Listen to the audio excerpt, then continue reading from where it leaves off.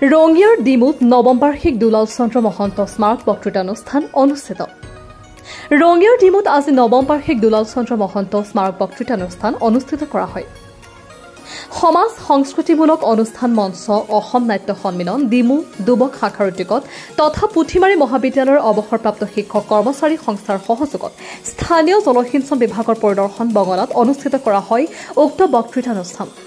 ঈশ্বৰ বিজ্ঞান আৰু সমাজ শীৰ্ষক বিষয়ে আধাৰিত বক্তৃতানুষ্ঠানটিৰ প্ৰাক মুহূৰ্তত উদ্বোধন কৰে পুথিমাৰী মহাবিদ্যালয়ৰ অধ্যক্ষ ডক্টৰ নিত্যানন্দ কলিতাই। আনহাতে অনুষ্ঠানটিত বক্তাৰূপে উপস্থিত থাকে অসম চৰকাৰৰ শিক্ষা বিভাগৰ প্ৰাক্তন উপদেষ্টা তথা গুৱাহাটী বিশ্ববিদ্যালয়ৰ ৰাজনীতি বিজ্ঞান বিভাগৰ অধ্যাপক ডক্টৰ ননীগোপাল মহন্তই। অসম নাট্য সন্মিলন ডিমু দুবক শাখাৰ সম্পাদক ডক্টৰ নীলোৎপল শৰ্মাই সভাৰ উদ্দেশ্য ব্যাখ্যা কৰা অনুষ্ঠানটোৰ সামৰণিত শলাগৰ শৰাই আগবঢ়াই পুথিমাৰী মহাবিদ্যালয়ৰ অৱসৰী শিক্ষক কৰ্মচাৰী সন্থাৰ সম্পাদক দেৱানন্দ শৰ্মাই।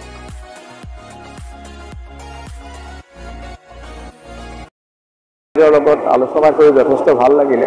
আচলতে মই এটাই যত্ন কৰিছিলোঁ যে আমাৰ সমাজত আমাৰ শংকৰ মাধৱৰ গুৰু দুজনাৰ যিটো বৈষ্ণৱ ধৰ্মৰ আধাৰ, সেই আধাৰত কেনেকৈ এখন সন্তুলিত বহনক্ষম আৰু এখন সমাজৰ তৈয়াৰ কৰিব পাৰি বা বুনিয়াদ ৰচনা কৰিব পাৰি, তাৰে লগতে মই এক বিশ্লেষণ আগবঢ়াইছিলোঁ শংকৰ মাধৱৰ গুৰু দুজনাৰ যিটো কৃষ্ণ সংস্কৃতি কেন্দ্ৰিক যিটো আমাৰ ধাৰণা, এই ধাৰণাটোক লৈ আজি বিশেষকৈ আমাৰ এই পুথিমাৰী অঞ্চলটো ডিমু তথা শিঙিমাৰী গোটেই ৰঙিয়া অঞ্চলটোত আমাৰ স্থানীয় লোকসকলে বা পুথিমাৰী কলেজে এক অনবদ্য ভূমিকা পালন কৰি আহিছে। বিশেষকৈ বৌদ্ধিক বিকাশৰ ক্ষেত্ৰত এই অঞ্চলটোৰ অৱদান অসমৰ জগতলৈ যথেষ্ট ব্যাপক আৰু ব্যাপ্ত।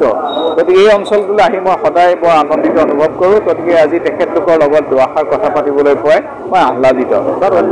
এটা প্ৰসংগ আহিছোঁ, আচলতে দৰমহাটো প্ৰসংগ উঠিছে, কিন্তু সমান্তৰালভাৱে বিধায়কৰ দৰমহা ঠিকেই বাঢ়ে, কিন্তু আজিও একাংশ শিক্ষকে টিউটৰিয়েল হাৰত তেওঁলোকে দৰমহা লাভ কৰিছে। মই এতিয়া চৰকাৰৰ লগত নাই, কিন্তু এই বিষয়ে মই সঠিকভাৱে ক'ব নোৱাৰিম। কিন্তু মই জনাত এটা সঠিক সমাধান মুখ্যমন্ত্ৰীয়ে কৰিম বুলি কৈছিলে, কাৰণ এইটো আচলতে আমাৰ এইখন চৰকাৰে আগৰ বহু কৰ্মৰ কিছুমান লিগেচি বহন কৰিবলগীয়া হৈছে। গতিকে আপুনি যদি মন কৰে পৰ্যায়ক্ৰমে বিভিন্নজনৰ ৰেগুলাৰাইজেশ্যন চৰকাৰে কৰি আছে আৰু ইতিমধ্যে অসমত আপোনাৰ যদি স্কুলত চাই 2 লাখ আমাৰ 35,000 মান শিক্ষক আছে আৰু প্ৰায় 25-30 হাজাৰ মান আপোনাৰ অনা শিক্ষক কৰ্মচাৰী আছে। গতিকে আমাৰ ষ্টুডেণ্ট শিক্ষকৰ ৰেচিঅ'টো ইতিমধ্যে যথেষ্ট ব্যাপ্ত আৰু মই আশা কৰোঁ যে অনাগত দিনত মাননীয় মুখ্যমন্ত্ৰী মহোদয়ে বিষয়টো ভালদৰে বিবেচনা কৰি সমাধান কৰিব। ৰঙিয়াৰ পৰা ভাস্কৰ কলিতাৰ ৰিপৰ্ট, নিয়মীয়া খবৰ।